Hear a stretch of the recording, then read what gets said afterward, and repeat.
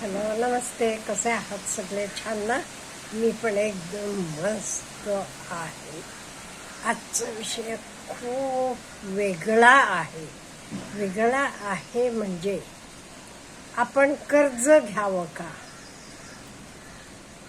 हा विषय आहे.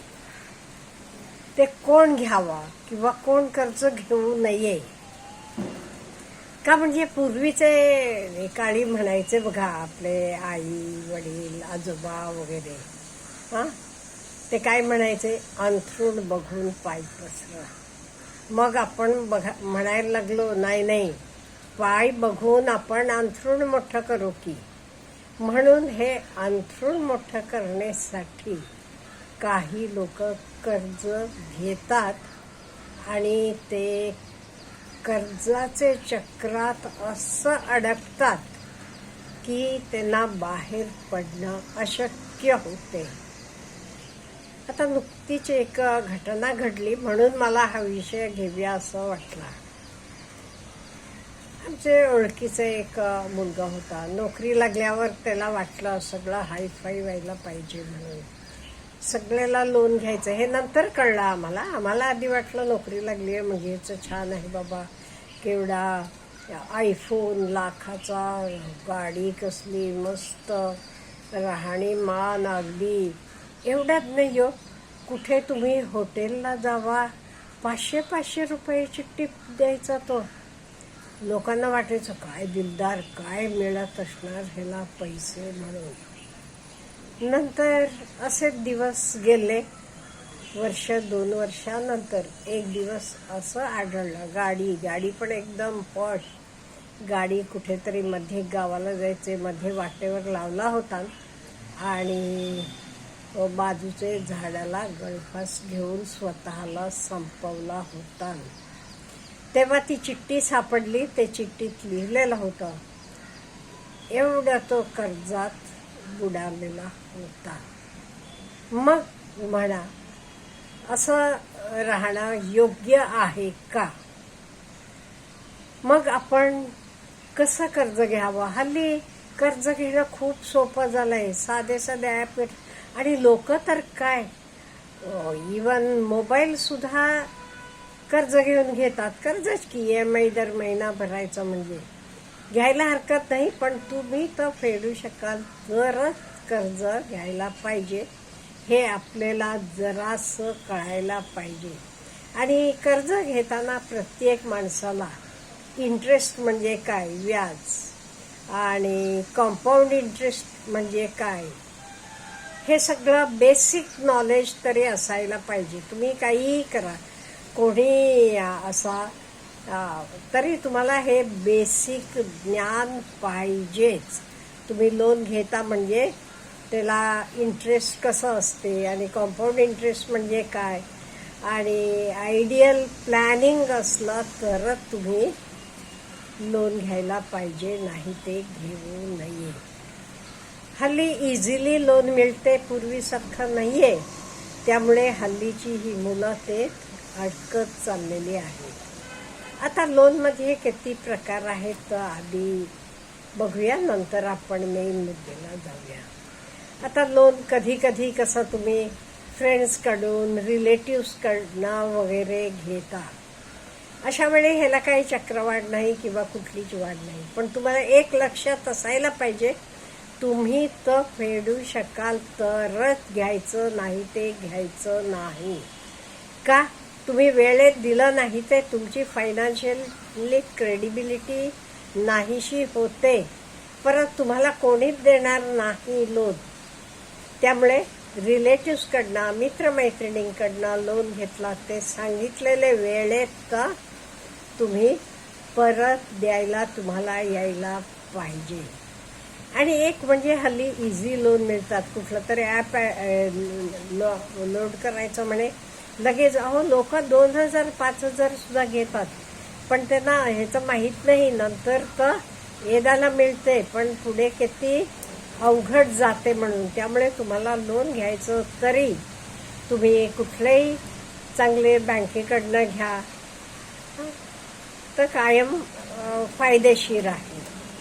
आणि हल्ली तरी काय नाही, क्रेडिट कार्ड, मला वाटते क्रेडिट कार्डामुळे तरी कितीतरी आपली यंगर जनरेशन त्याला आहारी जाते. त्यांना वाटते ओके महिन्याभरांना पगार झाल्यावर द्यायचं, घेऊन टाका. आणि नवीन नवीन त्यांना नोकरी लागल्यावर वाटते हां हे चांगलं, हे घेऊया तर घेऊया, काय क्रेडिट कार्ड द्यायचं, काय 1 तारखेला पगार झाल्यावर द्यायचं. मग पगार झाल्यावर सगळं इकडेच संपल्यावर हातात काही उरत नाही. मग ह्याच्याकडनं लोन घे, त्याच्याकडनं घे, अमुक घे.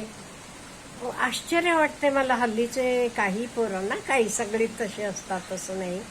अहो त्यांचा पगार कितीतरी लाखांनी आहे.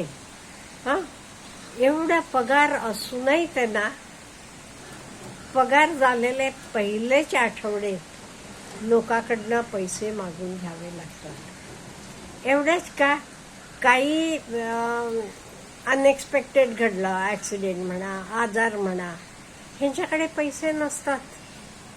मग दुसरीकडे मागून त्यांना घ्यावं लागते. मग आपण लोन घेताना म्हणजे कर्ज घेताना जरा विचार करायला पाहिजे. नुसतं शो ऑफ करण्यासाठी कर्ज घेऊ नका प्लीज. शो ऑफ करण्यासाठी कर्ज घेतला तर एक दिवस तर अंगलटी येतेच. का म्हणजे तुम्ही फक्त शो ऑफसाठी करता, त्यातलं तुम्हाला काही इन्कम येत नाही, काहीही नाही आहे. फक्त दुसऱ्याला दाखवण्यासाठी मी कोणतरी आहे, मी हे घेतलं, माझ्याकडे हे आहे तर आहे. मग ते कर्जाला तुम्ही 50,000 कर्ज घेतला तर तुम्ही 1.5 लाख फेडत असता. हिशोब करून बघा.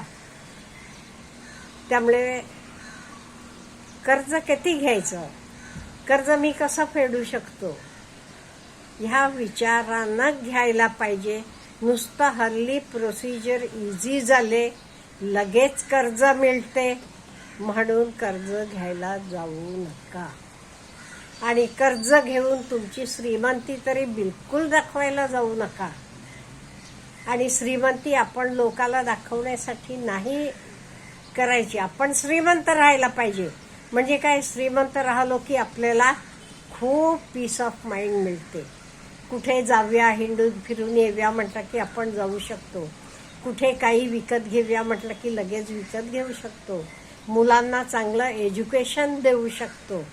त्यामुळे श्रीमंती ही आपण आपल्यासाठी असायला पाहिजे, ती काही लोकाला दाखवण्यासाठी नाही.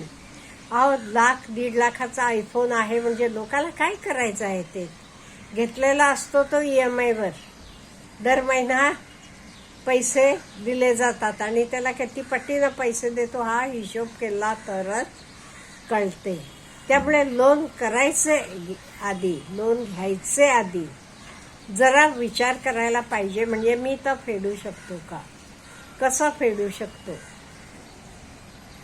दुसरी गोष्ट तर मी कशासाठी घेतोय हे पण महत्वाचं आहे. लोन घेतो कशासाठी घेतोय, म्हणजे नुसतं मी म्हटलं तसं शो ऑफ करायला वेस्ट का. म्हणजे कुठली वस्तू तुम्ही आणा दुकानात घरी आणलीत की त्याची किंमत निम्म्याहून कमी होऊन जाते. त्यामुळे हे योग्य आहे का हे विचार करायला पाहिजे. हे सगळं विचार करूनच आपण लोन घ्यायला पाहिजे. नाही ते लोन एकदा घेताना घेतात मग कळते काय होते त्याचं. आणि हे काही बाकीच्यांना काही कळत नाही हो. बाकीच्यांना वाटतं हो तुम्ही काय भरपूर पगार आहे, आमचे त्या विद्यार्थ्यांना केल्यासारखं वाटते. ह्याचं काय अगदी कुठे टिपसुद्धा हॉटेलमध्ये गेलं की 500 रुपये सगळ्यांना वाटायचं काय दिलदार माणूस आहे हा, किती हे आहे, ह्याचं खूप चांगलं आहे, एकदम बडा आहे असं सगळ्यांना. फक्त लोकाला तुमच्याबद्दल असं वाटून काही उपयोग आहे विचार करा ना. त्याचं त्याला काय झालं शेवटी, त्याचं त्याला जीवन द्यावं लागला ना. का म्हणजे दुसरी कुठलीच त्याला रस्ता नाही असं वाटलं का. म्हणजे एकदा असं आपण जगत आलेलो आहे. मग लोक काय म्हणतील, मी एकदम साधेपणानं कसं जगू असं आलं असेल देव जाणे. त्यामुळे आपण लोन घ्यायचा विचार करत असाल तर नीट सगळा विचार करा आणि तुम्ही व्यवस्थित फेडू शकाल तरच घ्या, नाही ते आहे तसं आनंदानं जगा. Have a good day.